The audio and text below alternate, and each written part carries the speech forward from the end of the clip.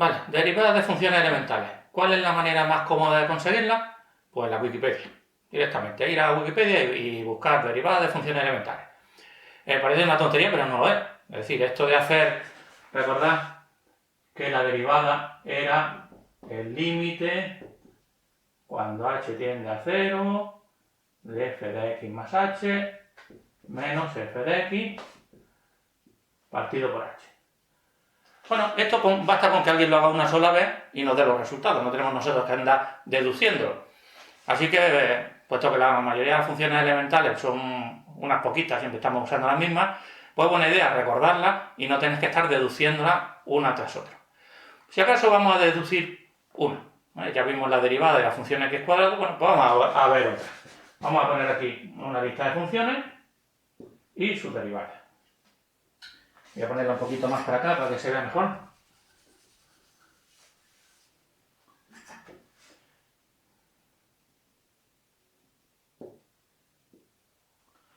Muy bien, vamos a usar la función seno como ejemplo.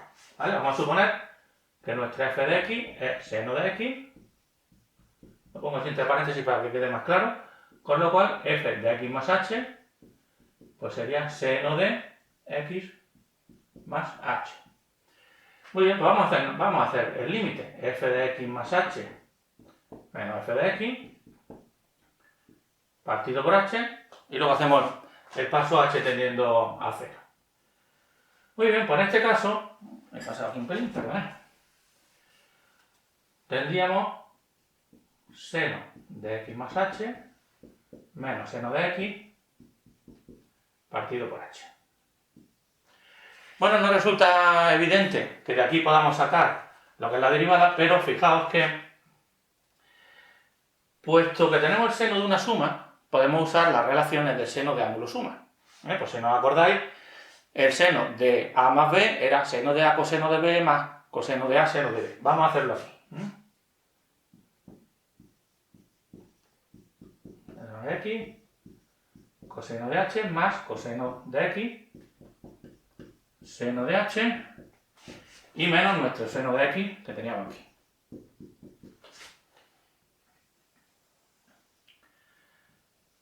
Lo siguiente que vamos a hacer es aprovechar la aproximación de ángulos pequeños. ¿Y eso qué significa?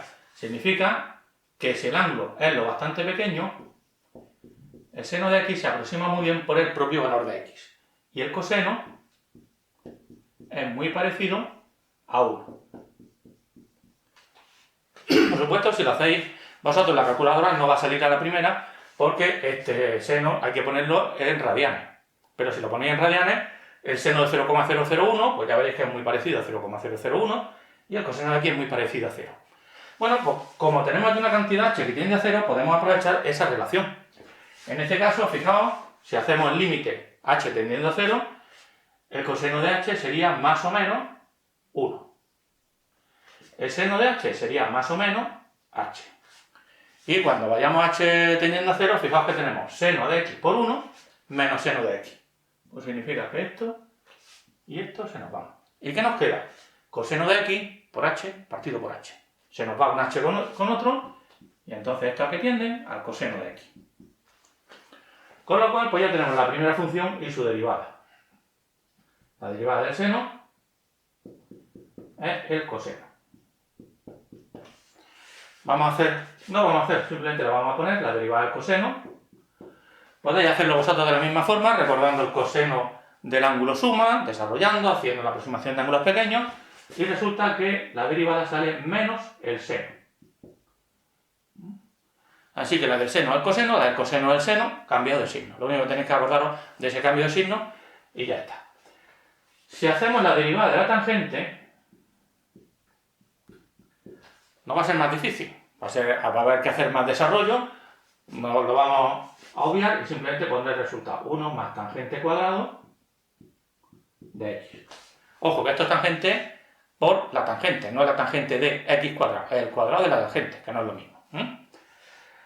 El logaritmo neperiano, que por cierto me he enterado que los matemáticos están aquí luchando a muerte para que el logaritmo neperiano de base lo pongamos como log. ¿Pero qué queréis que os diga? Yo por todos sitios que he puesto el logaritmo neperiano como ln, calculadora aparece como ln, y lo siento por los matemáticos, pero lo que más se usa es el ln para logaritmo neperiano y el log para el logaritmo en otra base, normalmente en base 10 o en la que sea. Así que voy a usar el criterio mayoritario, y que me perdonen los matemáticos. En cualquier caso, lo pongáis como lo pongáis, la derivada es 1 partido por x. Sencillito. ¿Qué pasa si tenemos el logaritmo en otra base distinta? En base 10, en base 7, en base lo que vosotros queráis. Bueno, podríamos usar esta relación, no voy a decir exactamente cómo, ¿de acuerdo? Simplemente el logaritmo en base a de partido por x. La exponencial es muy fácil de recordar porque es la misma de antes. La exponencial creo que es la única función cuya derivada es ella misma. Si en vez de elevado a x queremos poner a elevado a x, pues podemos usar también un juego de estos de cambio de base y demás, y tendríamos a elevado a x por logaritmo neperiano de a. O sea, básicamente es que en vez de poner a elevado a x, ponemos e elevado a x logaritmo neperiano de a. De ahí viene esto. Una muy útil que se usa por todas partes, la de una potencia, x elevado a n. Pues también es sencilla de recordar eso y también muy sencilla de hallar, pero no vamos a hacerlo. La de x elevado a n es n por x elevado a n menos 1. En principio esto vale para cualquier valor de x. De hecho, fijaos valores especiales. Si n vale 0, voy a ponerlo por aquí. Si n vale 0, ¿qué tendríamos? Pues x elevado a 0. X elevado a 0 es 1. ¿Cuál es la derivada de esto? Pues 0 por lo que quiera que sea, que va a ser 0. Así que 0. Y de hecho, la derivada de una constante, ya lo ponemos por aquí, es siempre 0. Lo cual tiene lógica, ¿por qué? Porque una derivada nos dice cómo varía la función cuando cambia x. Si la función es constante, no cambia nada. Y por definición, la derivada de algo que no cambia es 0. Pero para valores de n positivos, pues perfectamente.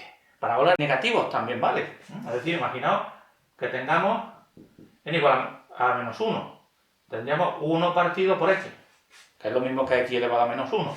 La derivada sería, si usamos esta relación, menos 1 por x elevado a menos 2. Es decir, menos 1 partido por x cuadrado.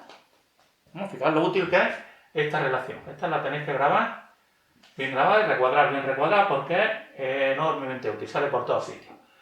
En principio, la gente piensa, bueno, para n es positivo. Pues no, para n y naturales. Para n igual a 0 también vale. Para n igual a positivos enteros negativos también vale. Incluso cuando no es un número natural. Porque fijaos, si n es igual a un medio, tendríamos raíz de x.